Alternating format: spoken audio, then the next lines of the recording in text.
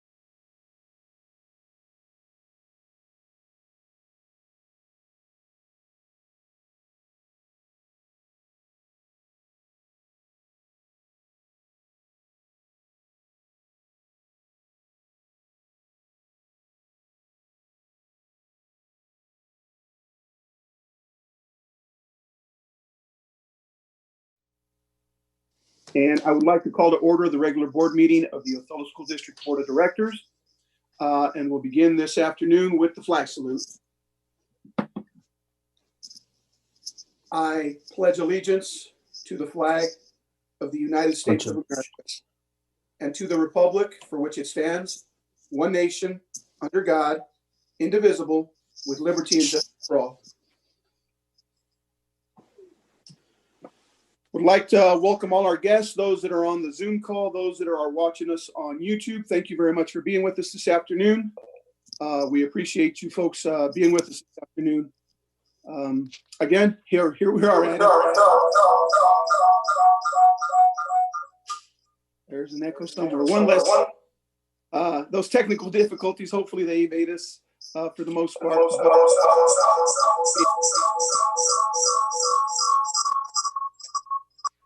Mike, do you have two different devices? Maybe one's not muted. That might be what it is. Because I know you're often on your, okay. No, sorry.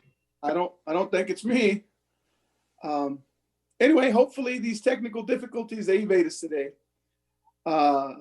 Moving on, I would like to make a motion to approve this afternoon's agenda with the addition of a 15-minute executive session to evaluate the performance of a public employee. I second that. Okay, there has been a motion to approve the agenda with an amendment. It's been seconded. Any further discussion? All in favor, aye. Aye. Aye. Any opposed? Motion carries 5-0. Sharon's vote.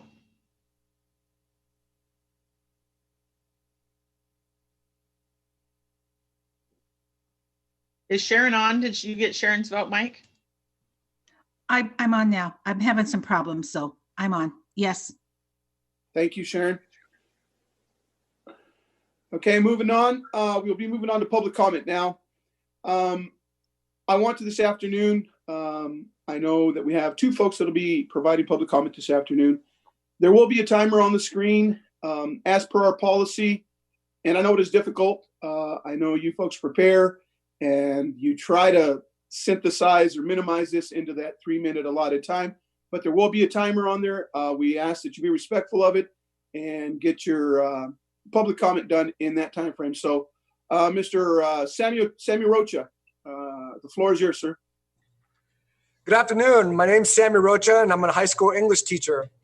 We've been online now for 7 months, and we teachers have been working hard, yet seeing very little progress in our students. Sure, the bright and ambitious students are doing really well and simply hanging on, but what about those other students who don't have the support at home? Well, let me tell you a quick story. Last week, I taught an intervention class of 9 students who failed English last spring. We were all masked and socially distant. As I taught the lesson, I was able to see the confusion behind their masks, and I immediately adjusted to help them get back on track. Because I was there in person, I saw their confusion and I heard their concerns. In my experience these past 7 months, this has been nearly impossible on Zoom because they usually show their ceiling fans or they have their cameras turned off. While in intervention, students struggled, and I was there to help and encourage them. Then their writing improved, their confidence grew, and more importantly, they began to believe in themselves again, something that online learning has ripped away from them. But my heart was broken at the end. As all the students left, one remained behind. I asked him how his grades looked, and he shook his head in disappointment. I asked him to show me his grades on Skyward. Sadly, he didn't even know how to do this. When I eventually logged him in, he was utterly shocked. Not at his grades, but that he actually had a Spanish class. He said, "Mr. Rocha, I don't have Spanish. Look, it's not in my Google Classroom." Of course, I had to explain it to him that he needed to show up to advisory and that he needed to email the school. Again, I was blown away that he didn't even know how to get to his email. How many other kids like him are lost or afraid to ask questions? My guess is in the hundreds. And this is a high school kid. How many junior high kids? How many elementary kids are lost? Then he admitted that he stopped attending his other 2 classes in late October because he doesn't learn well online. He said that he wasn't asking questions because it's too easy for him to turn off the camera and fall back to sleep, something he does quite often at home because his parents are gone. All year, I've been hearing stories of where kids are struggling, and of course, some of those kids are in my class. Every teacher has these kids, but this is the first time that I've seen a kid in front of me and not virtually. This experience is still haunting me today. So I'm here to propose a solution.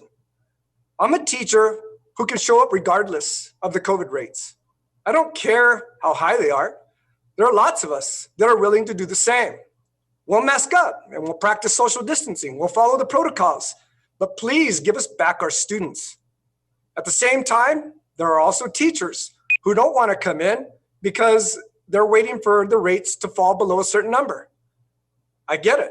Allow them to teach from home, but allow us who want to teach in person to teach in person.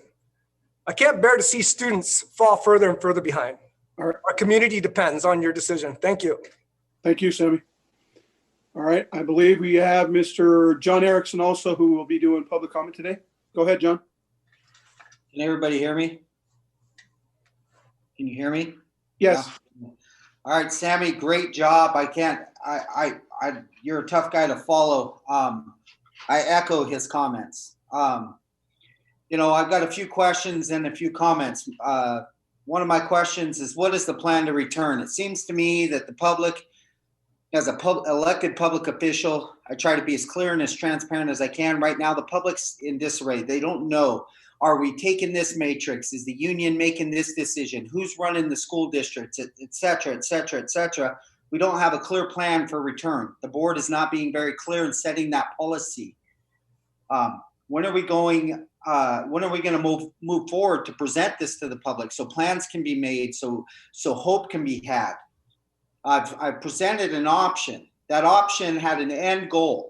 And I know that teachers didn't want to screw up their plans, and they went to school all year, summer last year, and they aren't going to do it this year. That's all hogwash. We need to set the standard, and we need to move forward. This is our children's lives, and the decisions need to be based on their education, period.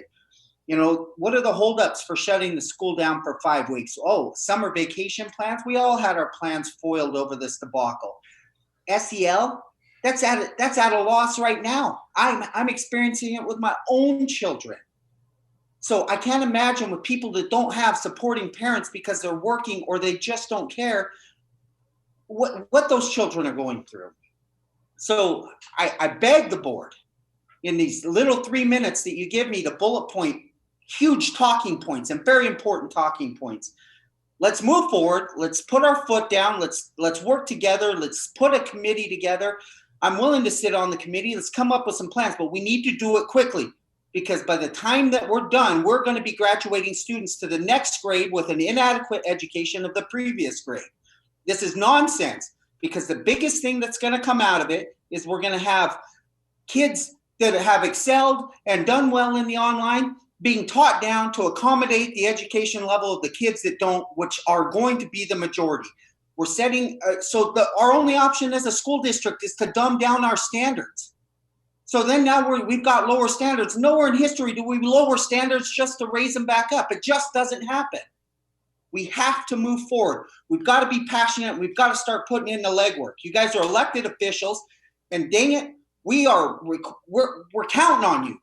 Stand up. I don't want to hear any personal relations on how we're making our decisions. I have to make those decisions regardless of my personal ambitions and things. I have to do what's good for the community as an elected official in the city.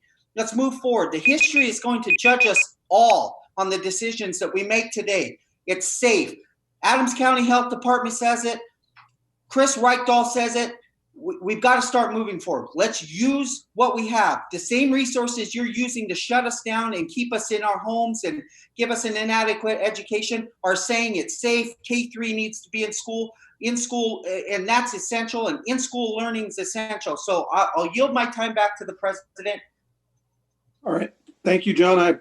I appreciate both of your comments. We've talked about this long enough. June is too far away to make a decision. It needs to be.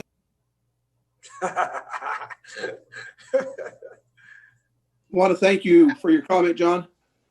Sammy as well. Moving on to item B2, board member discussion. Director Stevenson, legislative report. So for those that were present or not present for our meeting with our legislators, I think that all 4 of us board members were there. How do you think that it went? Was there any surprises that you were surprised about, or things that we didn't discuss or that we did discuss? I think it went very well. I got a lot out of it, and I got a lot out of their feeling about how schools should be operating now. No, I just thought it was very good and very informative to us, and I think they had a few questions for us, and hopefully we answered them. But To me, it was interesting how at a state level, I felt there was very little communication between the governor and them as elected officials. But I think I agree with Ken. I think their opinion or how they feel about how we should be doing things, I think was pretty evident. If you read between the lines, they were, I think, to a certain extent, sending a message. But no, I think it was a great dialogue, great conversation. I'm glad we did that. Yeah, definitely. Sharon, any specifics that you wanted to? No, I think Ken told it all, and I totally think they sending us a message and we're not listening as much as we should. And I'm not sure if we answered every question they asked to the fullest, but I think we need to think about what they're telling us and go on from here. Okay. I do think that they wanted to share some of their agenda as well, and it was interesting to hear their perspective on different things. And so I think it was very beneficial. I think that we need to do that at least twice a year, before the session and after. I think would be good for us to just be able to touch base and to be able to make sure that we constantly have an open dialogue with them. That is not something that we've done in the past that I really think that we need to move forward with doing. So what do you think about doing that before and after a session every year? I know those folks are busy, but if they can accommodate it, I think the least we could do is try to as well entertain a dialogue or have a conversation with them and get some sort of state of where we're at government-wise as far as education goes. Definitely. Well, and I'm thinking virtually. I mean, we're much more open to a virtual world and being able to do it that way anyways. And so I appreciated being able to do that. So I was on a couple of different webinars, one with WASDA, Washington State School Directors Association, that brought up some very specific issues and topics, and one with some other Eastern Washington other board members. So there are 4 very specific early action items that are already bills that are starting to circulate in the Senate and the House that are education issues. One is a transportation one. One is specifically about lead in water at schools. That I think it passed the Senate last year, but it stalled on the House floor because they didn't have, they didn't know what the cost would be to the state. And so before I go into the others, I know that our district has had water quality tests taken in the past. Chris, is there anything that you can tell us or share about that? Greg is on here, so I'll let him speak about that. Wonderful. Thank you, Jen.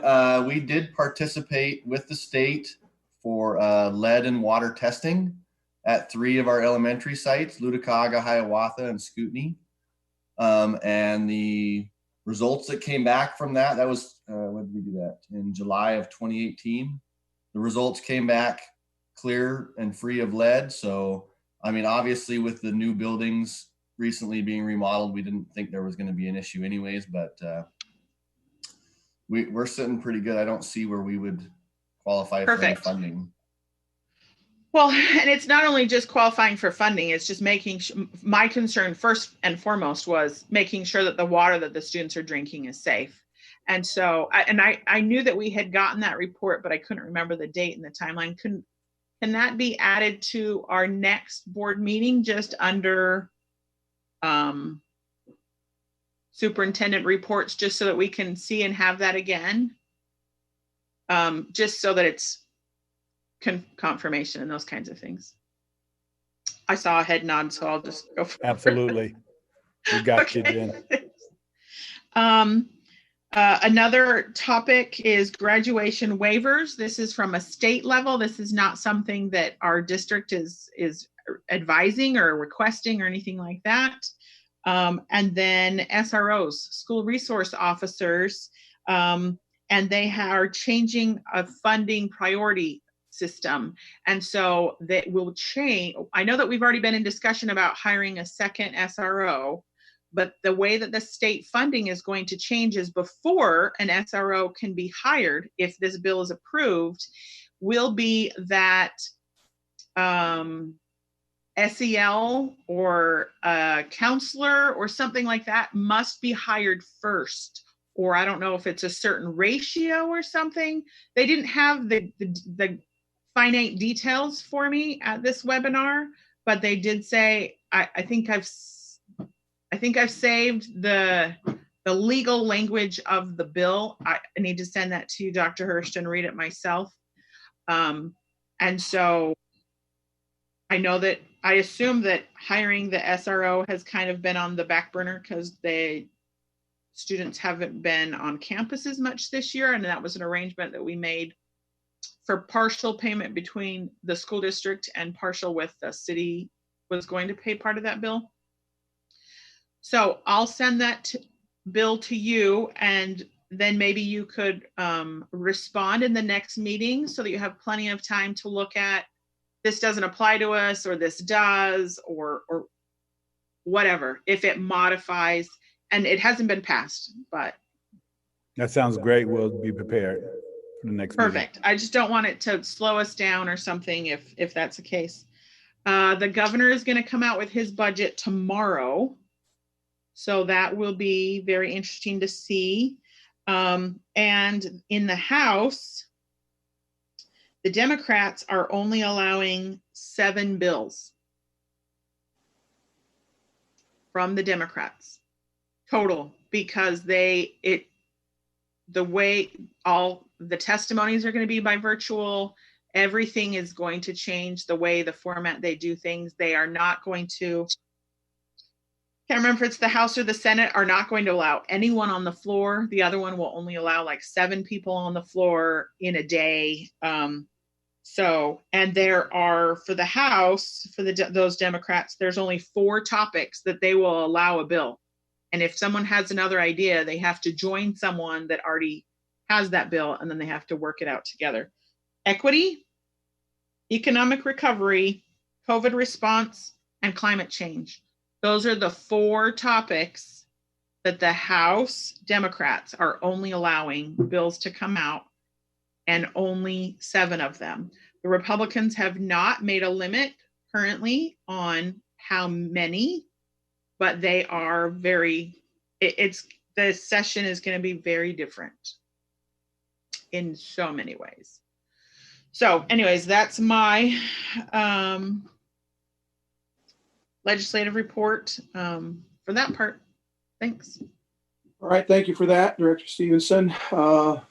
Board self-assessment, I want to thank everyone for actually doing it this past meeting. As we'll discuss later on in the meeting, I think is something where I've dropped the ball, we've dropped the ball, and we haven't been up to par with our own board self-assessments. I think I'm putting the cart for the horse. But anyway, we'll have a discussion here before too long throughout this meeting. But let's remember that those are very important, that we hold others accountable. Let's keep ourselves accountable to assessing our meetings. Director Stevenson, I think you would take the next bullet point with the student rep discussion. So our current student rep policy states that technically Lauren, this would be her last meeting, but that we would have for the last month or two been preparing, and last meeting we would have actually done an interview and put a new one in, because the plan is January, or maybe the next meeting, January 1 and July 1 are when we had planned on changing. We have let that's one of those things that we have not been on top of and have not been discussing, and that is our fault as a board. So I've spoken with Lauren, and she would be willing to stay on a little bit longer. She is a senior, until we have a plan, come up with, I think that we could easily do a training and talk to students. And the student reps actually have a proposal for a policy change as well. That part of this discussion can be there, but we need to start thinking about a new student rep. Elise stays on until July. Okay. Lauren and Elise, are you on now? Yeah, we're on. Care to chime in, Lauren, on your availability, your willingness?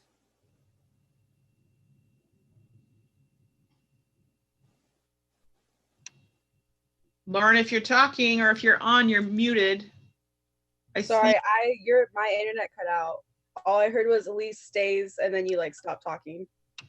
Now, Jen was telling us that you're willing to stay on a little longer, and I just wanted to hear confirmation of that. Oh, yes, I am willing to stay on for as long as you need me to. All right, thank you for that. We appreciate it. And the board has to get together with this and amend or do whatever it is we need to do to our policy to where we get it right and we get this going. Thank you for that reminder, Director Stevenson. Site visits, something that has been, we'll hear the phrase several times here in a meeting. We put the forest in front of us or whatever for a pandemic. And due to things that are out of our control, we have not been able to have the site visits. Those were instituted, put in place for a reason. And we need to have a discussion as to how we go, how we proceed in this pandemic era. Don't know how much longer this is going to be around. So I wanted to start with a conversation, if it's okay, about, I think that we need to revisit the purpose of site visits. And then maybe we could recreate the site visit during this time according to the purpose. So I wanted us to like brainstorm and come up with our own reasoning. I've prepped the student reps about this. The purpose of site visits. I mean, right off the bat, my thought was, well, direct inspection, but direct inspection of what? How each campus is progressing to the goals. Is it to the ends? Is it to the ELs? I know that we've had staff discussion has come to me in the past, and I'm sure to other board members, about the superintendent present. Is it, we made the decision a while ago that we wanted to see the superintendent interacting in his job. I think that that's still important. There was some, at least I heard some concerns about people felt like they could not express their true feelings with the superintendent and other members of administration, not just the campus principal, but other members of the executive team and the executive office being present. Do we want to have part-time with the superintendent, part-time with just with the board and staff. I think for me, it's about relationships with the staff, with the students, with, you know, so many different things. I want to hear some of your thoughts. I could go on and on. I need to hear other thoughts. No, the intent, I think, when I was on the board, and I'll speak as the elder statesman here, was just to get a state of the state. And as you mentioned, Jen, it later turned into, you know, people were uncomfortable voicing a complaint perhaps against the district office or the superintendent or someone of the executive team or whatever it was. The agenda was then modified where they had an opportunity, they were there. A lot of the questions under site visits were operational. It was stuff that we couldn't answer anyway, and we would turn to the executive team that was there, and they would answer those things. I think they are relational in intent. I think it gives the school employees an opportunity to voice a concern, to give a kudos and attaboy. Again, it's just unfortunate that this forest before us has been put there, and that's been kind of, it hasn't been neglected. I mean, these haven't stopped because of us or our non-willingness or anything like that, but there's just some stuff that's out of our control. I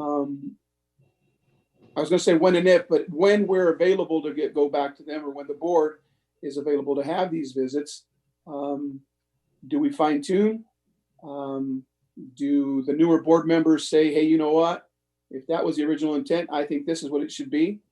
I believe it merits a discussion to make changes if some people deem they're necessary. Ken, Sharon?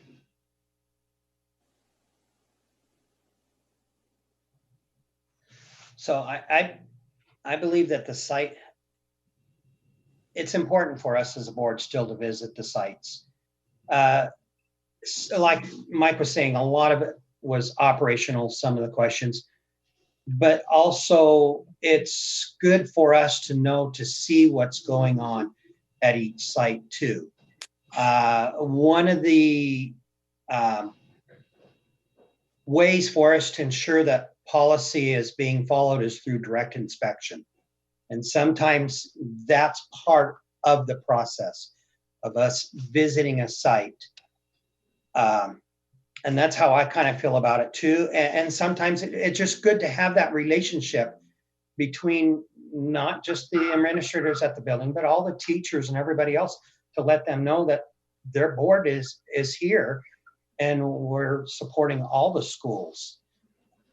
There's some of their issues we can't unfortunately help because they are more operational, but that's when we could advise the administration or let the administration know, hey, here's the situation.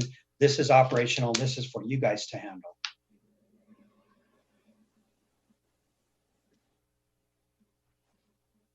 So I think that since I was only actually at one meeting as a board member at the schools, I thought it went well. But things that came back to me is that they still want to have a time where no one from the district office is there and it's just the board and them. And I do believe even prior years, we're talking 10, 20 years ago, that even the principals left the room, so that we give the chance for the staff to speak up. And clearly it's hard for them to speak up when someone's there. It's hard for all of us to speak up like that. So, but it was very, very interesting. And I think it's a good thing to do. Just that right now it's pretty hard to do any of that. And hopefully in the future, we can figure out everything that we're not doing and get on track. Lauren and Elise? I liked the board visits, or the site visits, sorry, because we got to see how buildings were ran. Because, you know, each of our buildings are different, and I appreciated just being able to watch and see how each principal was doing their job and how each principal wanted to work the operational stuff. You know what I mean? I really enjoyed the site visit we went on to. I think it was a great way to communicate with our students and parents and teachers. And I think it helps us build a relationship because I think to the students, kind of, we seem like aliens. Maybe they're kind of scared of us. So I think it was a great way to build a relationship with them. So I think that we need to figure out a way to get over the hurdles and still do site visits even right now. I think if we keep waiting for a time that we can all 5 be in a room, with the way the governor keeps changing it, it's not going to be for the rest of this school year, and I don't think it's worth it. I'd rather do some parts by Zoom, some parts to board members in person, and then 2, 2, and 1. And I think that we can make it work. It's just not going to look different the way that it's ever looked before. It's going to be a lot more pressure on the sites with the principal to basically recreate the same thing 3 times or something along those lines. But I think it's worth it for us to get in there and talk to them. I think that there's parts that we could do away during this time, like the breakfast with the community. I think if community members want to talk to us, hopefully they know they can send us an email. They know where most of us work. Drop by, or come to a board meeting, or even tell their students' teacher that they want to talk to us, and that teacher could help them out along those things. Or that if there's a language barrier, they could go to the office of their kid's school, and that they could translate for us or call or whatever. So I would say the community part, the community breakfast, we skip. Chris, I didn't ask you. Do you want to have comments? Yes, I wanted to just share, I appreciate the conversation, and I know in my conversations with various staff members, whether it's administrators or executive cabinet members, they have asked also for just some clarity around this topic, especially purpose. So I would just say I really appreciate the conversation. I just also ask that the board consider some of our past conversations as well, especially as it pertains to developing a stronger partnership and relationship with superintendent, staff, and administrators. And one of the things that's really important for me and for everyone to understand, that you don't engender trust whenever you exclude certain groups of people, whether it's the superintendent or whether it's the staff or administrators. For me, even in conversation about the retreat, that's one of the conversations that came up. How do you engender trust? Well, you bring people together, you have those open and honest conversations, and you talk out the issues. You don't exclude people. So that's just one of the things that I ask the board to consider as you're thinking about what the format will be for those meetings and what the purpose will be as well.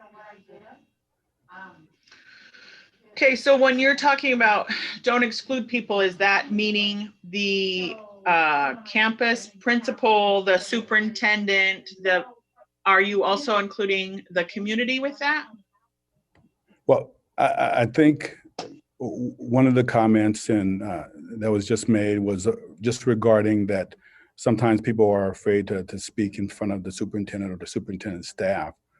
Well, I've not found that to be true. And if there's certain individuals out there, I would like to have a personal conversation with them.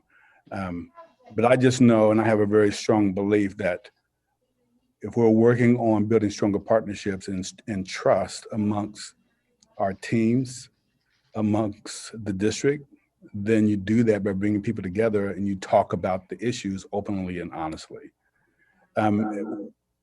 So your question directly, Jen, about community or parent meetings, I think I've always been involved in those conversations. And I think also it's important for me to be able to hear the operational side, because most of those questions are operational, just to be quite honest. And it just seems as duplicate work for the board to engage in the conversation, and then for the board to have a separate meeting with the superintendent and say, here's what the issues were. And then that's when you get the mixed translation as well, and whether you got the full understanding. I think it's important for me and staff to be included in all those conversations, and that we learn how to talk about issues together, and we learn how to work through issues together as well, and not use the conversation or the response that people are afraid when the superintendent or the staff are present. Okay, thank you just for verifying and clarifying that. Jen, this kind of goes back to, and you mentioned it earlier, maybe two board members at a time, but maybe two board members and a member from administration could go around and visit, which would help a lot. I agree.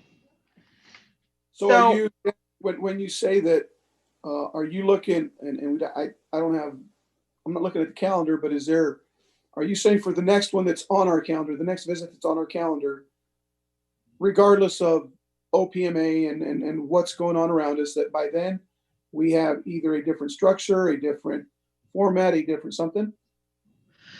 Yes, I'm saying that we create a new format so that we could not violate the governor's OPMA order of all 5 of us can't be in the same, not even 3 of us can be in the same space at the same time and have a meeting. We do 2-on-1, like what Ken said. If we did one administrator, like one from superintendent or Pete or Sandra or whoever, whatever ends up happening, or even if Chris comes 3 times and has to do it over and over. There's parts that I think that we could do by Zoom. Like if I still think it's valuable for us to watch. We could get a link to watch a Zoom so that we're in a classroom, not participating, or maybe the teacher wants us to participate and we watch that. I think a board site visit's going to take like almost 5 days, where we'd be doing some at home individually with a site visit in a classroom. I think it's still valuable for us to see how a teacher is interacting and doing their Zooms in a classroom. I think that we need to do an all staff Zoom, or maybe all certified and all classified with the superintendent. That could be done by Zoom. It's a little bit more difficult, but it can be done. We just keep saying, this is too hard. We need to stop saying this is too hard, and we just need to figure it out. It's just going to look different. I think that we all love the kids' conversations because they're so open and honest. We could still do that by Zoom. We could have all of it available by YouTube, maybe coordinated all together so that the community could watch it. I mean, it's going to take more for IT to get some of those details done, to combine it together, because I would love to hear some of the responses that you maybe individually got, but I didn't get, or those kinds of things. I think we can still do it. We just need to be outside of the box thinking on how to do it. We have 8 campuses. We haven't gone to any, and we need to. Okay. Talia, who is the next scheduled campus? If you can just get us that information. I'm sorry, I just threw that at you. Yes, give me just a second. I believe it's a preschool. Okay. Is school ready?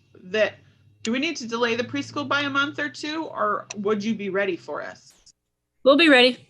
We're all moved in this week, so we'll be good. Awesome. I'm good with that. Okay, well, maybe we need to get together 2 at a time and figure this out. We'll have a discussion to where we're not violating any rules. And Actually, sorry to interrupt. It's actually Desert Oasis. I have the preschool scheduled for April. Okay. Oh, sorry. I forgot we moved ours back. Sorry about that. Do you want me to come up with like a possible scenario and plan? Yes. And of just an idea, like so that it's on paper and we're Sure. like, yeah, let's go forward, or let's tweak this with kind of some of the conversation that we've had, so that then we can say, let's do it. Include Principal Tovar on that, seeing as how he's next, and seeing how that would work with their schedule, with their. Okay. Um, Every campus might just look differently because of, and that's fine. So Jen and Mike, I'm not sure if you or if the board is interested in actually starting from the beginning. We haven't gone to any of the site visits. So the first one that was scheduled was Wajitas. So I'm not sure if you want to start with Wajitas as it was scheduled. I think personally, Desert Oasis, because of the style and the format and the campus, might be the easiest for us to like bite our teeth on and figure out what we're doing with. And what did you want to say? Yeah, to start with, that's what I was just going to say. Right. It might be Let's start with easiest to Desert with Oasis. to refine it. Yeah, and then we can keep with our current plan, but we're going to have to add a campus every month, really, to get them all in almost to, and so if we did Desert Oasis and then we started adding all these other campuses in and sprinkling them in. Would you like me to revise GP 7.1 with some tentative dates? Yes. You know, actually, if you'll hold off for a minute, because it might look like it's over 3 days instead of a specific date, and then we might have to tweak. Well, let me come up with like a plan. I'm thinking by the end of this week, I'll be able to send Josh Tovar, and hopefully he and I can brainstorm some things and then come up with a plan. And then I can send it to both President Garza, Dr. Hurst, and to Talia. And then at the next meeting, we'll have some possible dates. Does that work? That works. All right. Okay. All right. Great discussion, guys. Appreciate that. Moving on to student representative reports. Elise, Lauren, you guys have anything you'd like to share? Yeah, I'll go first. Let me pull up my report in a second. So first, I just wanted to share at OHS, we're in the middle of our dress up week for the holiday season, the last week before Christmas break. So today was pajama days. And so that's happening. And we've also been having some competitions on the school Instagram page. There's a gingerbread house and like cookie competition going on right now where students send in their creations, and I think there's a win at the end. And then there's also a virtual talent show going on through the Instagram page right now. And then the book club just started up again, or it's started up again this week, virtually, so students can go pick up their books, and then there'll be Zooms for book club meetings, and that's going on. And Lauren's going to share the rest of our report, but Lauren and Jen and I had the chance to meet together, and we have some awesome plans coming for you guys. Lynn's going to share those, and I just wanted to say, what was I going to say? My brain just turned off. I just wanted to say I'm really excited for our plans, and I think they're great, and I hope you guys like them too. Elise, I had one quick question. Are you in pajamas now? I am in pajamas. And you're not going to like show us? I mean, I can show you my You don't have sock. to.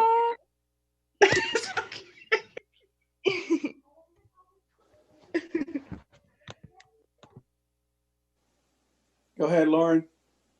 Okay, so like she said, we have a lot of stuff that we are excited to share with you, which I will share when we get down to E1. But I wanted to plug the leadership Instagram so that you guys can go and look at it. It's Othello Leadership, one word. And they're also starting to do senior spotlights. So they pick a senior and they're going to post them and their achievements and everything that they've done, just to help the seniors actually have something of a senior year.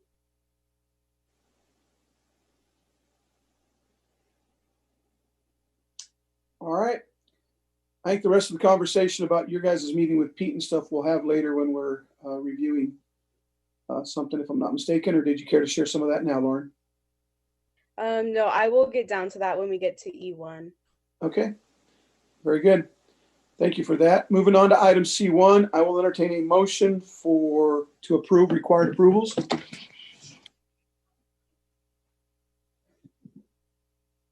Approving them and their AP questions.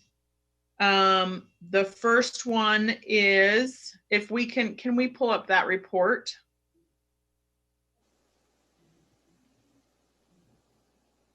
Perfect. So just a reminder, why are there two different pages of general? One's this year and one's last? Or whatever. Can you remind us why? No, actually, they're both this year's, but we had a late invoice that had been delayed in being paid. And so we wanted to get it processed and completed, and so that it was on a separate voucher list. Okay, all right, that makes sense. I just wanted to verify. Sure. So Northwest Education for $13,000. Educational specialists. That second one there, yeah. Let me double check that. That is, I believe it's I'm sorry, I believe it's one of our speech specialists that comes into the district, but I'll double check that. Talia, are you? Okay.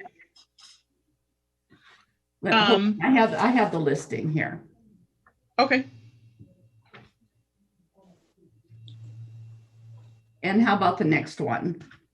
Volume cases for $19,000. Those are covers for the 850 Chromebooks to protect them. That last batch that we bought. All right.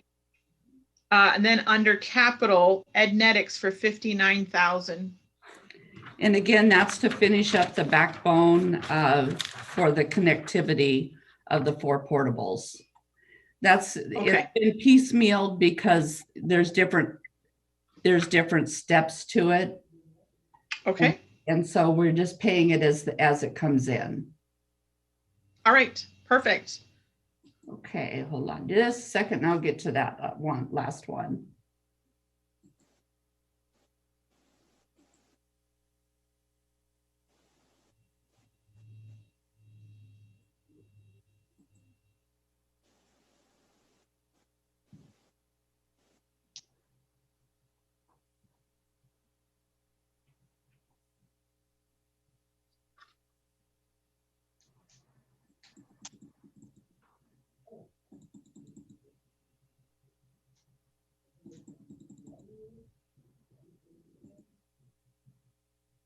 Thought I was prepared for you, Jen.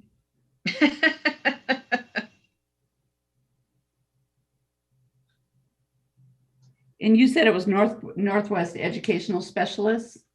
Yes, for $13,680. Yep, it is. I'm sorry. It's our school psychologist. Okay. Okay. Does it have on that which campuses that covers, or? So it actually is it's the middle school psychologist services, and it is for Jerry Henderson. Okay. All right. I move that we approve the required approvals. Hey, there's been a motion made by Director Stevenson to approve required approvals. Can I get a second? I will second that. Seconded by Director Johnson. Any other discussion? All in favor, aye. Aye. Aye. Motion carries 4-0. Moving on to item C2, I'll entertain a motion to approve December 2020 accounts payable warrant 2. I will make that motion. Can I get a second? I'll second it. Thank you. Any further discussion? All in favor, aye. Aye. Aye.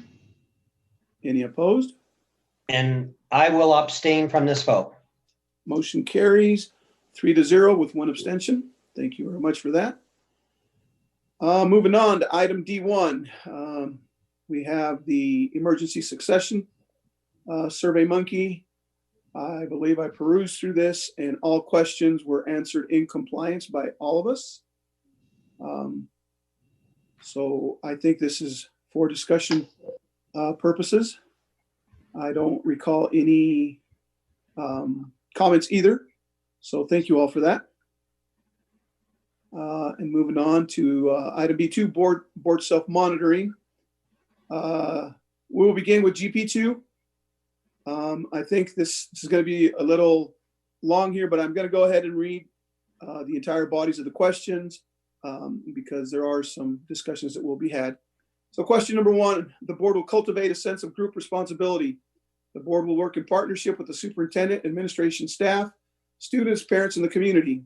The board, not the superintendent or administration staff, will be responsible for excellence in governing. The board will use the expertise of individual board members to enhance the ability of the board as a body, but will not substitute individual judgments of the board's collective values. 4 people answered, 3 said in compliance, 1 said not in compliance. And the comment is, we have lost our partnership with these groups, superintendent, administration, community, students, etc. We have stopped focusing on governance and started focusing on operational matters. That causes our loss, I assume, of focus on the future. And I know, I don't think I'm putting you on the spot or anything, Jen. I know that is your comment. I would like, if you could expand on your feeling there.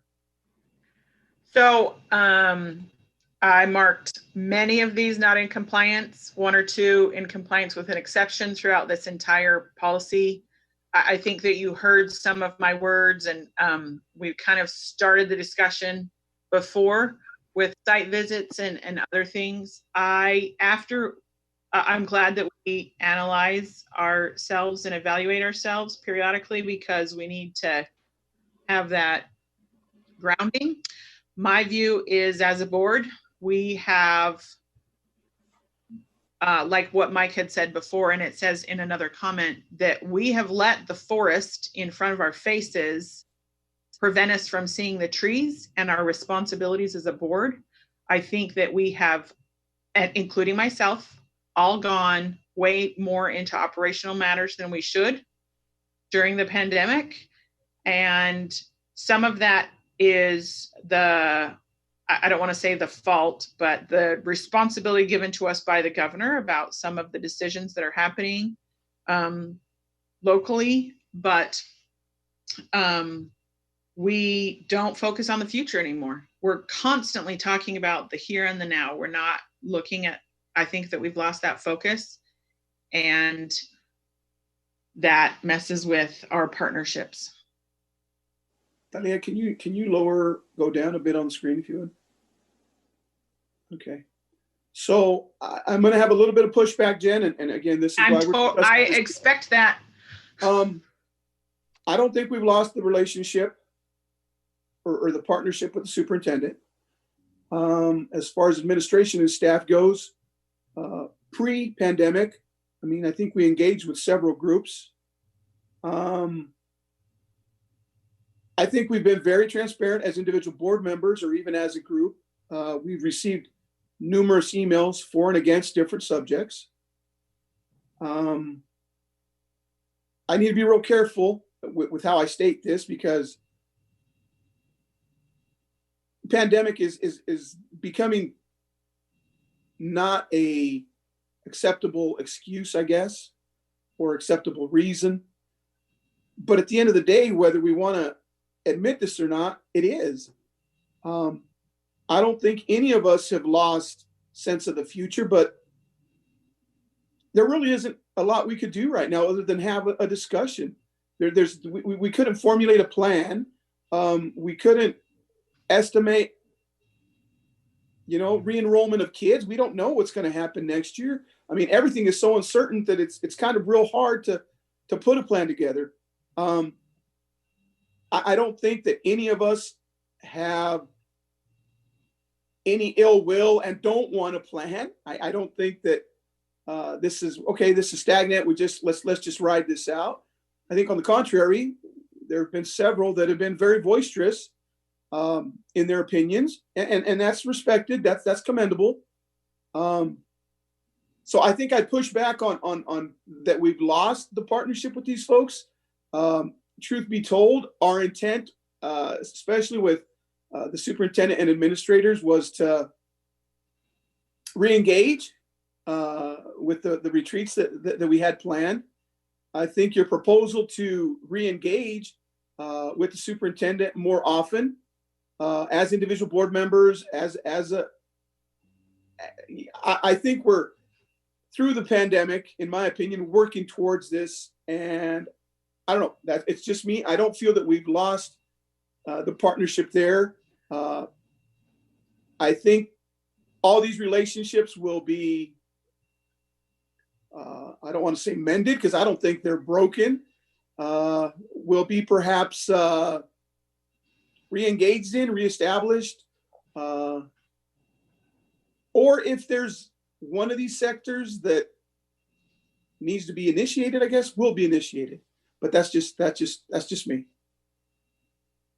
Okay. So I need to ask if after Director Stevenson's comment, if anybody is willing to change their answer of in compliance, because as it stands, it will be in compliance, and we just need to agree on whether if the comment stays in the survey there. Well, I could kind of go through and personally say I really had a lot of problems filling out these next few surveys on us. I had a lot of problems because I could intentionally go in and say not in compliance in all of them and find just reason. But I also went back and said, you know what? These policies weren't wrote for a pandemic, unfortunately, but we're dealing with them right now. And it's hard to gauge any situation right now that goes on. I feel we've been trying to keep in touch with administrator and staff, but as board members, we're still keeping our individual thoughts and values. But we've heard a lot more from a lot more different groups out there too during this pandemic. And some of them have been more vocal at times than others and vice versa. So, and I think that's all to deal with what we're going through in the next, and unless we go back through and try to rewrite all these policies again, which I'm hoping we'll be back to normal before the next school year. So it was really hard for me. I'm going to stay with in compliance, but I could tell you it was honestly hard for me to fill out all of these on this on the. Should we keep the comment? What's your feeling as far as that? Go ahead, Jen. Ken, Sharon, is there anything you? Your question was to Ken about the comment. No, not for now. I appreciate the comment. I understand your comment, but I think that we need to hear Sharon's view. Yeah, sure. I'm kind of feeling the same way as Ken. I had a hard time filling these out. I reached out to get a little bit of try to find out a little more about each of those that I didn't quite understand. And I appreciate how you think also, Jen. I think it's just, I don't know, I don't have a problem with leaving the comment just because I think we can all maybe go through it later. It's been hard for everybody, the whole, everyone. So it's however you feel, Jen, that you want to keep it or not.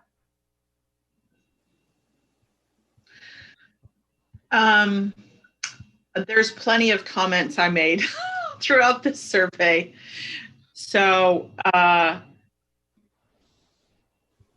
can we revisit this comment? I mean, there's other comments that I say about the operation and those kinds of things that if it's in somewhere else, I mean, basically the gist, because I know it's going to be marked in compliance.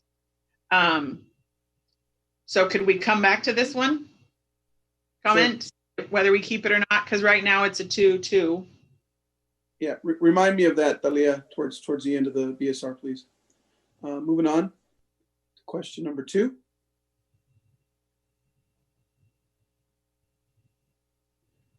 board will hold itself accountable for governing with excellence. This self-discipline will apply to attendance, preparation for meetings, policy-making principles, respect of roles, and ensuring the continuity of governance capability. 3 answered in compliance, 1 not in compliance. We may attend and mostly be prepared, but do not govern with excellence. We have lost our place in respect to roles. Go ahead, Jen. My comment.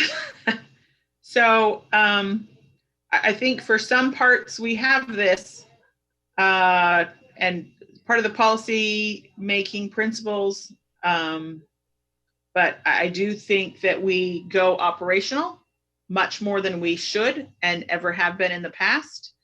That's the respective roles. And I don't think that we're governing the best that we should and could, even during a pandemic. So that's my opinion. Okay, I think it would be in compliance as well, unless Ken or Sharon are willing to change their vote. And I would like to see that comment removed for one.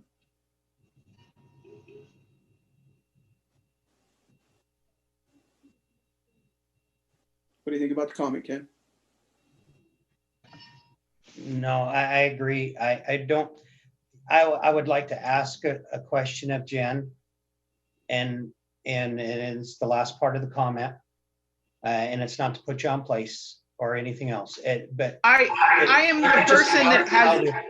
Yes. Sorry, I'm the person that has no problem with stating my opinion, no matter who's and so in when the you room and defending. We've lost our place in respect to roles. Is this to particular circumstances, individuals, or just us as a whole, as a board, losing our? I multiple answers. I think that we have lost our respect to roles in terms of the operational stuff that we do. Operational is the superintendent's job. Okay. Our job is policy. And that's where I think in respect to roles, that's what I'm referencing. Okay. Is this in reference on to establishing our role is when we go back to school within superintendent, the best times or anything like that? No, because the governor has given us that responsibility. Yes. Whether I agree or not with him giving that specific responsibility for each district to the boards. No. Okay. Thank you, Jen. No. And like I said, I respect your, when I told you, I could have went down through and easily marked all of these in non-compliance too, but just as I've been kind of looking at everything during this whole last month, I have to give leeway here and there once in a while and kind of understand the situation that we are in. But sometimes you got to say, hey, enough is enough, or, we can't always blame it on this, because sometimes we do have to stand up and take responsibility for our actions. Yes. Right. And I think that's where I'm at. I'm just ready to say, we're not doing the best that we could. And just like what you said, I'm ready to say, we're not doing it. And that's where I'm at. So, Sharon. Comment, not comment, agree, not agree. My mute wouldn't come off. I guess there's a fine line between the part of operations and the others that I have a harder time understanding. And so I think we're trying the best we can. There's confusion daily, and with all the people commenting, and it's hard to keep track of where you have to keep your brain straight to thinking without people reminding us of everything we're not doing, right or wrong. So I think we're trying the hardest we can, Jen. I don't think anybody on purpose is trying to take over there's just that sometimes you don't understand when you're speaking up that we've crossed the line. And I apologize that, this Zoom hasn't always been the easiest for everyone. That's what we're saying. It's not easy for the kids. It's not easy for adults. So are you okay with the comment being there, Sharon? Being that we've had many meetings before, this is hard for me to say this. I don't care if she leaves it or takes it off. That's Okay. if she's strong about it. I mean, what is the difference of us leaving it on and taking it off? That's a great. Well, I, for one, I take offense to the portion of not being prepared.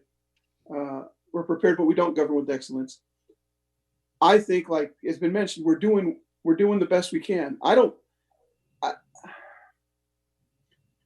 Excellence is a strong word, and I almost feel that if that comment stays there,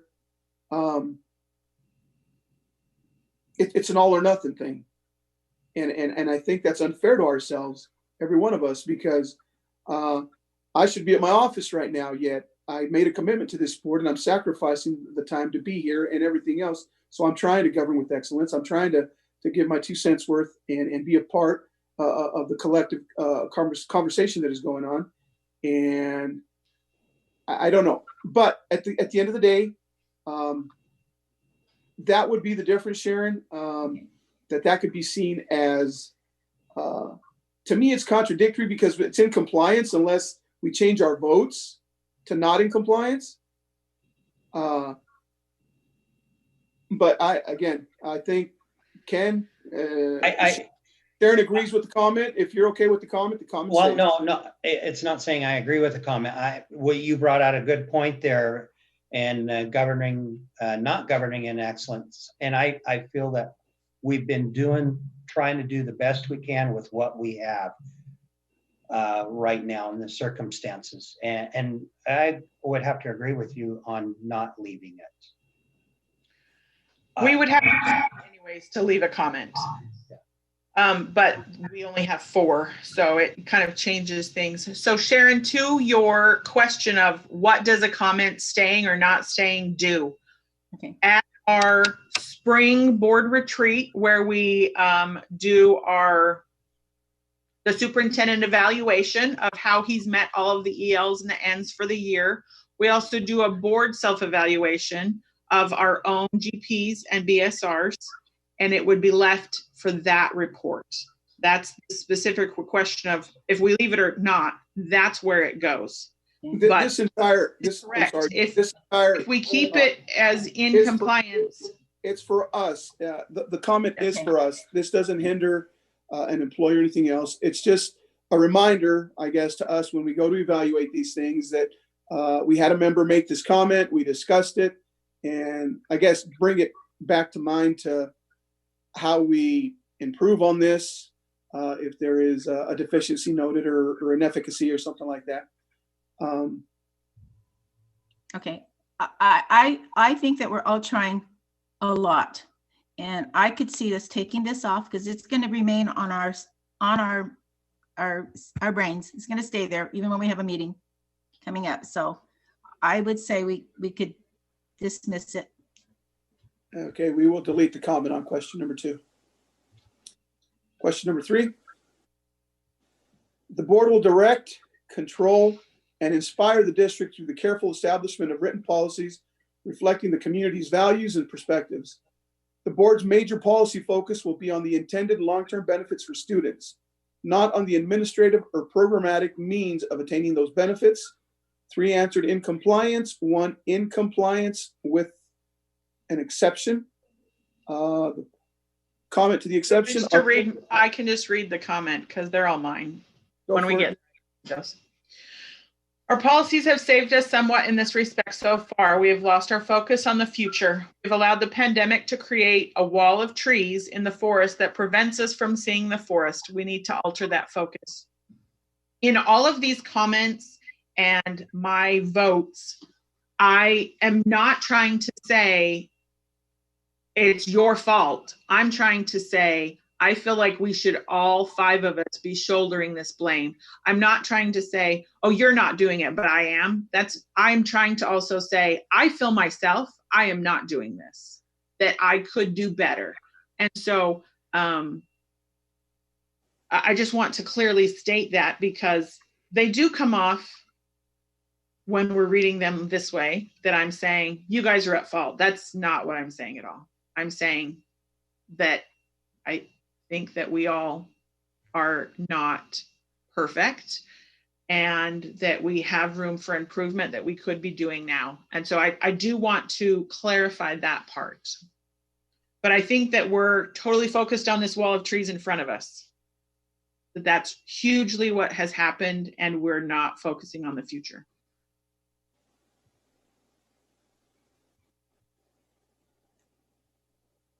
Jen, I could agree with you on this one. But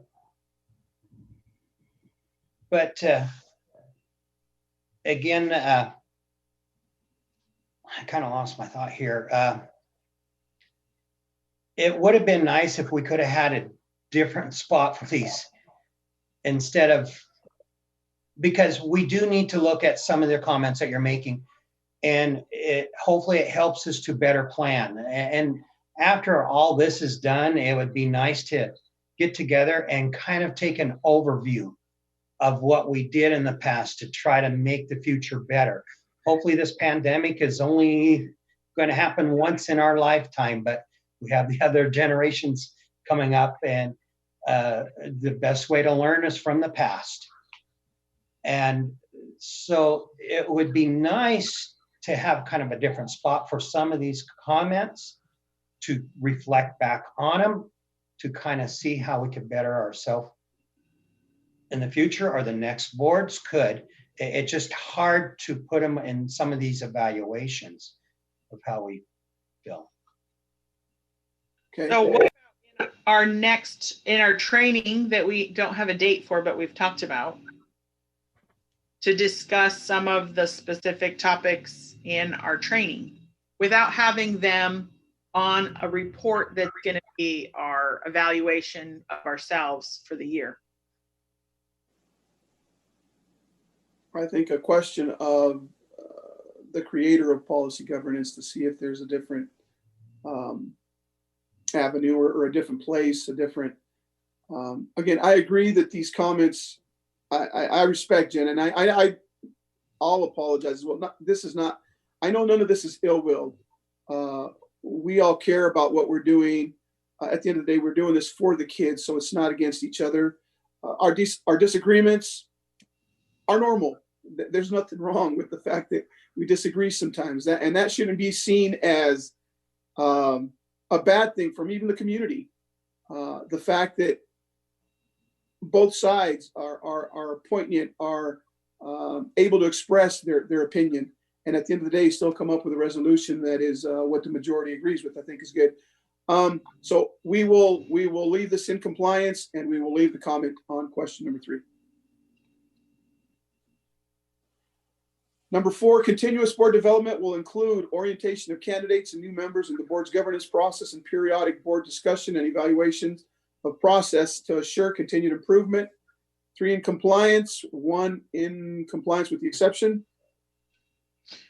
So my comment is, we have talked about a few ways to fix this, but have not set dates yet. The following proposals may help with this. 2-on-1 monthly meetings with the board and the superintendent. I know that I have a date set for that for January. Do you all have that date? A date? Yeah. Okay. 2 retreats each year. Could we actually set dates now? At least like a window of dates. I know that we need Lindsay to like finalize a date, but could we set a window of a date for a retreat and not postpone it?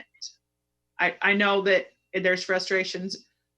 We've already talked about how to make the retreat happen with the administrators so that we're not violating OPMA executive order.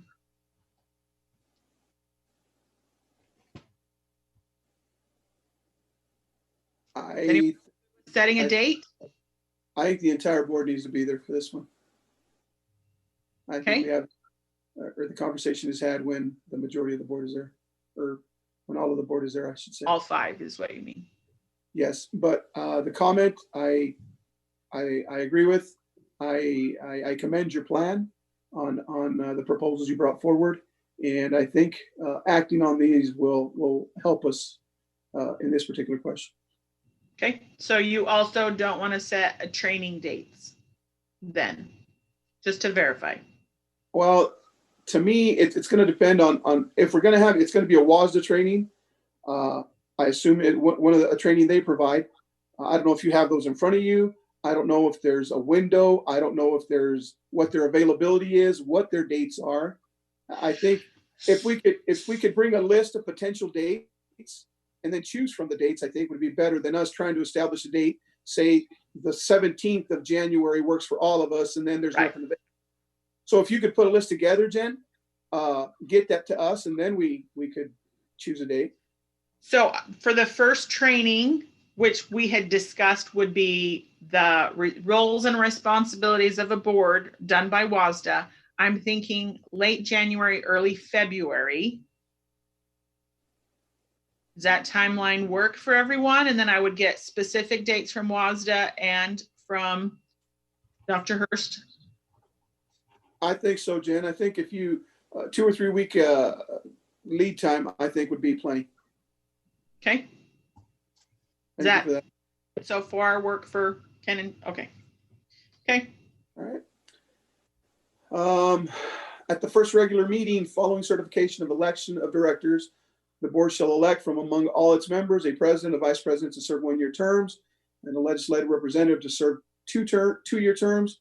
Consecutive terms of office are not prohibited by state law or board policy. Officers shall not be elected following the appointment of a board member to fill a vacancy unless a majority of the board is appointed. If a board member is unable to continue to serve as an officer, a replacement shall be elected immediately. In the absence of both the president and the vice president, the board shall elect a president pro tempore who shall perform the functions of the president during the latter's absence. 3 in compliance, 1 with the exception. We will be conducting these elections soon.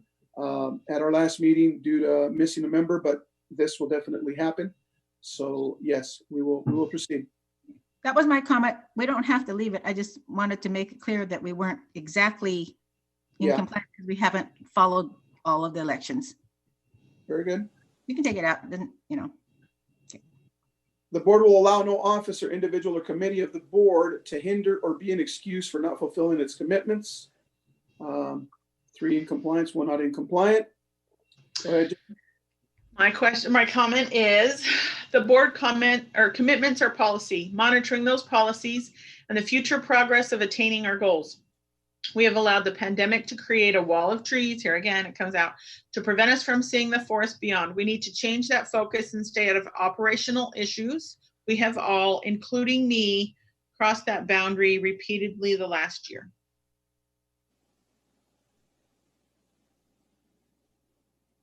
I have no problem with your comment because you are just reminding us of the times when we all have, unfortunately, and it's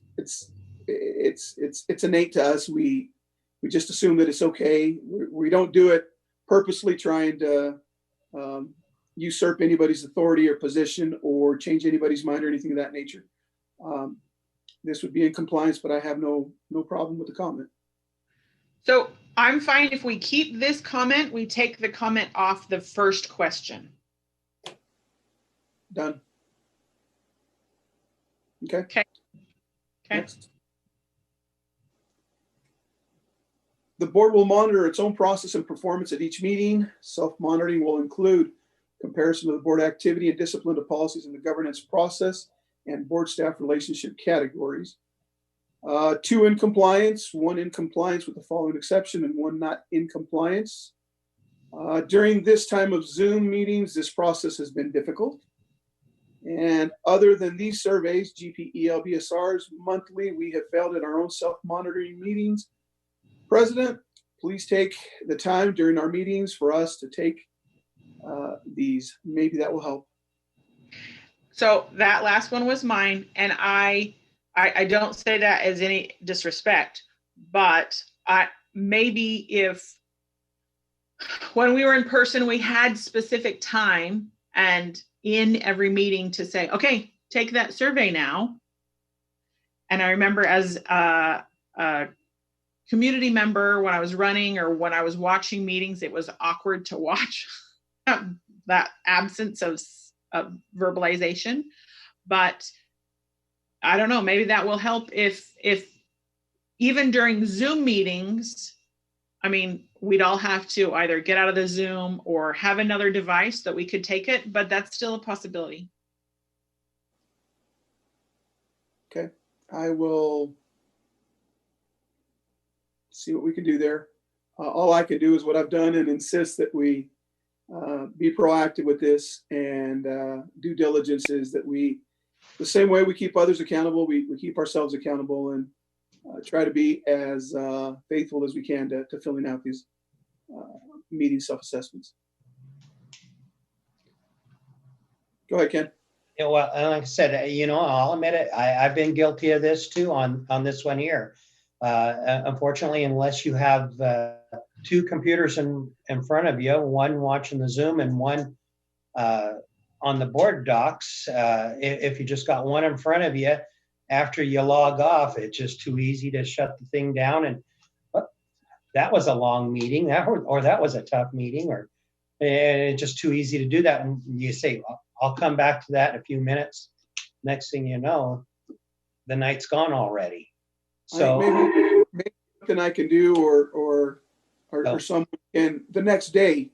Yes. Send us a reminder. That Yes. way we do stay on top of that. And I think, again, we'll strategize and see if that is. So maybe. What if we had the link sent to us later on? That's what I was just going to suggest. If Leah could send us a reminder following day with the link, so it's easy access and entering in to do it really quick. I think that is. Would that work better for you? I saw Chris writing, and yes, I think that would work as well. Okay, great. So what do we want to keep with the vote? We don't have 3 in any category. But there's 3 in compliance. The 3 in compliance votes with the exception. Yes. Okay. But there's 2 in compliance. One is in compliance with the exception. And I think it's during this time of Zoom meetings, the process has been difficult. It's just stating something, but the vote is for in compliance. So it would be in compliance. And again, we've had the discussion. I don't even take offense that it says president there, because I know that's not what you mean. No. So I'm you good. Just keep our meetings intact and us on focus, and that's the only. It doesn't say Mike. It says president. No. Yeah, and that can be whoever the president is going forward. Right. And, for years to come. Can we keep the first sentence of mine and during this Zoom meetings, this process has been difficult? I'm okay with that. I am willing to change mine from not in compliance to in compliance with the following exception, but that does mean it's 2 and 2. It actually means it's 4 in compliance. But in compliance with the following exception is still a thing that comes out on our reports. So we're not sure all 4 of us are considered in compliance, but with an exception is the exception is basically the comment, isn't it? I don't agree with that view. Otherwise, I mean, what does the exception do? So even when we're evaluating Dr. Hurst, we will say sometimes in compliance with the following exception, more often than not in compliance. And it means, hey, you're doing okay, but you're still not there. You're getting you're passing, but you don't have mastery of this, I guess is a way I could compare it to. Again, like a C instead of an A. We would disagree there, but I think, okay. I think the answer, I mean, your answer, it is in compliance. So you're saying you'll take your not in compliance to the blue there, in compliance with the exception. Yes. Okay. But I think that the blue and the green are two different categories. And you're saying blue and green are the same category. To me, they're the same category, and you're just pointing out I don't even want to call it a deficiency, but an instance, a specific something or another that needs worked on. I'll go there. Okay. But overall, it is in compliance.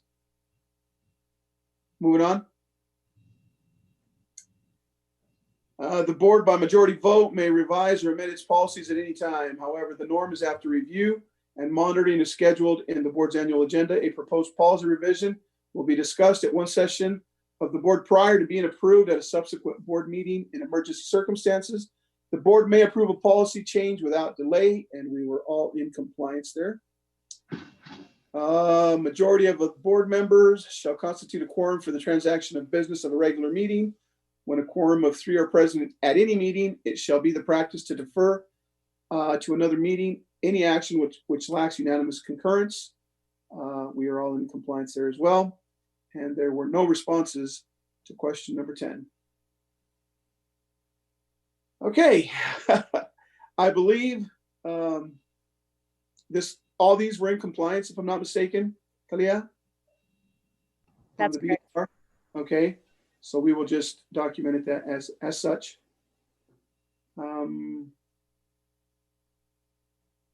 The rest of the BSRs as well, correct? That's correct. All right, thank you very much for that. Moving on to item E1, and I hope our student reps are still here and we haven't bored them to death. And I want to jump to GP 14.1, and if we could look over that. I saw some red there, some stuff that they want to add.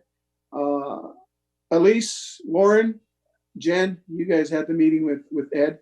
So if you guys could elaborate and inform us on the good plan that you guys have put together.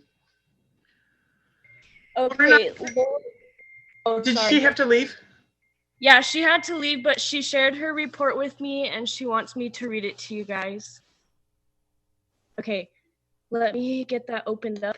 I'll read it word for word what she said. She says, after a good conversation with Director Stevenson, Elisa and Mr. Ed Peterson, I would like to revise GP 14.1. I would like to add a student council in addition to the 2 student representatives. I think they would meet quarterly and they would sit with the board like Elise and I do, but serve as more of an advice panel. I think that with this new addition, we can hear student voices and the student representatives can have more input and knowledge to bring to the board. And importantly, it would help train future student representatives. Of course, I would be open to extending my term here as a student rep to get this project up and running. As you can see on the GP, I think instead of having the active student representatives change a policy, he or she should present an informative presentation to the board regarding an issue they and the student council feel is affecting a majority of the student body.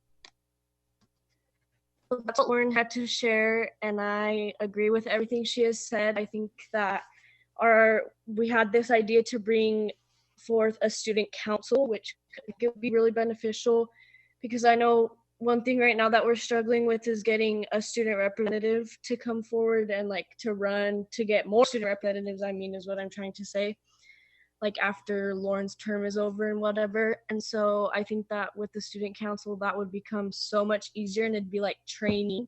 So then when they do come up, if they run for the position of student rep, they'd already be good and set to go. And then another thing we struggle with as student reps is knowing what to share in our report, and just having ideas about new things to bring forth. And I think with student council, we could, because we're only 2 people. And so I think with the student council, we would get the opinion of more voices and we could know better about what's going on. Thank you. If you have any questions, I can answer them too.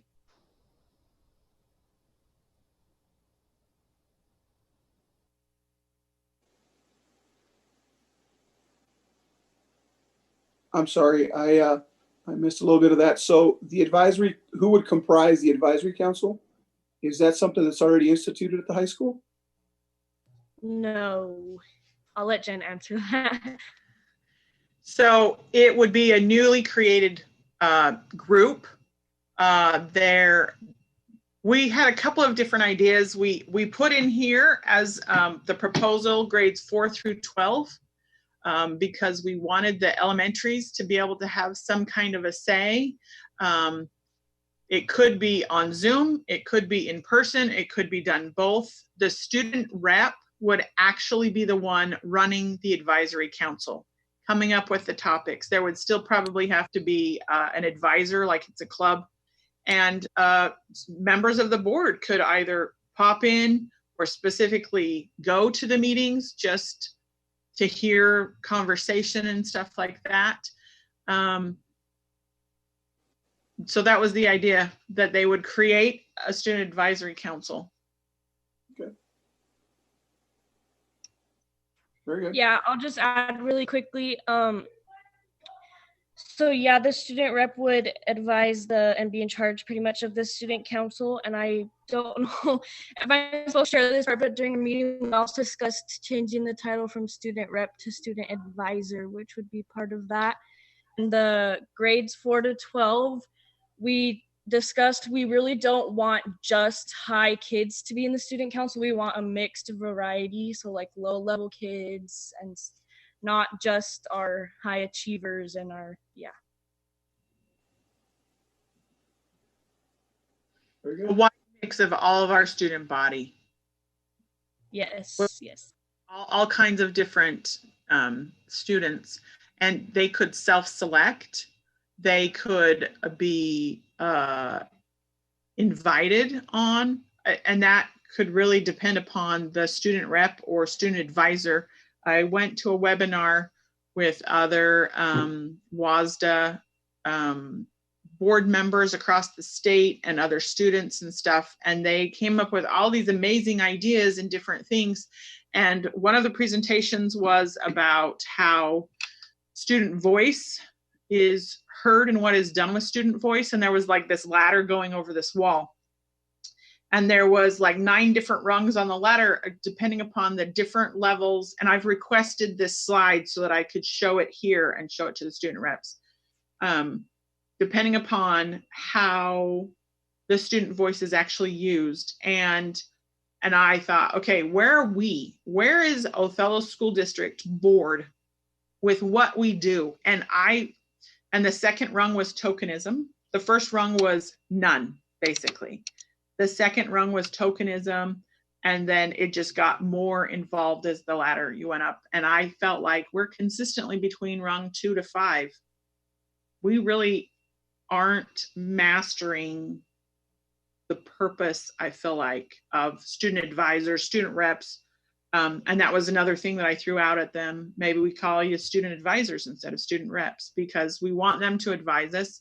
We're not asking them enough questions throughout the meetings, I feel like, about what is their views and how would this decision affect them, that I feel like we can do a better job at.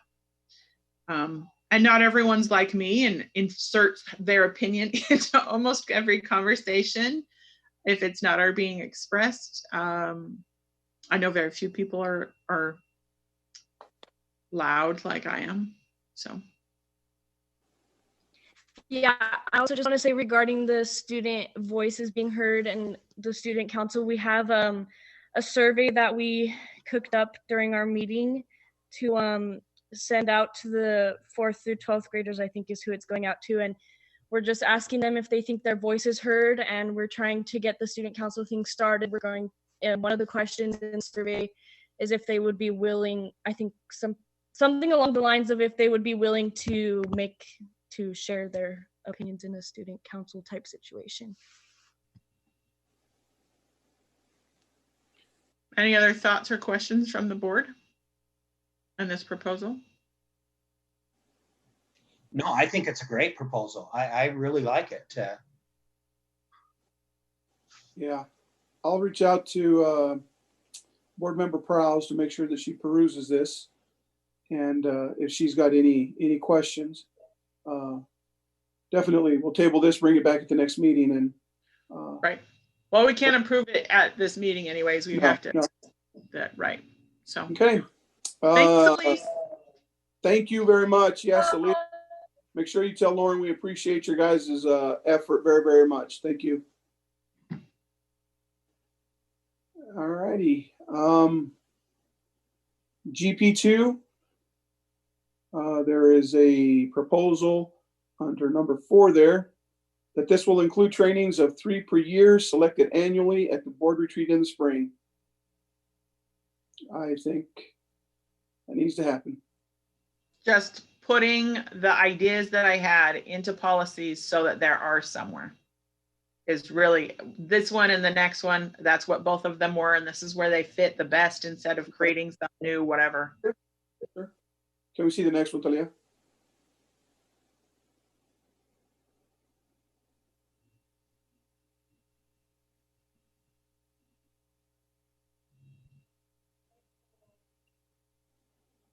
Yeah, and to the rest of the board, if there's anything that you would like to add here, make sure you get those thoughts to Talia to incorporate them into the format of the or into wherever they fit in this policy as well.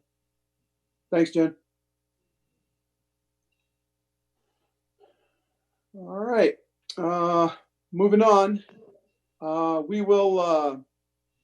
We will take a recess. The board will go into an executive session for 15 minutes to review the performance of a public employee.